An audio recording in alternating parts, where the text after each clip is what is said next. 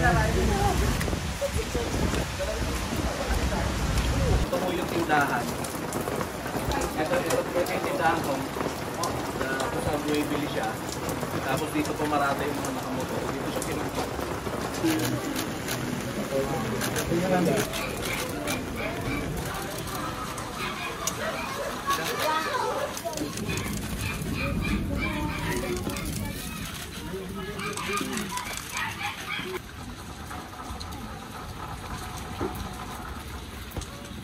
Mag-alay po tayo muna ng panalangin para lang sa araw na ito.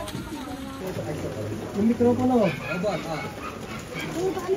Sa pananagutan, tinataas namin ito sa matamis na pangalan ni Panginoon Jesucristo sa tulong ng panalangin ng libo-libo nagdadalamhati.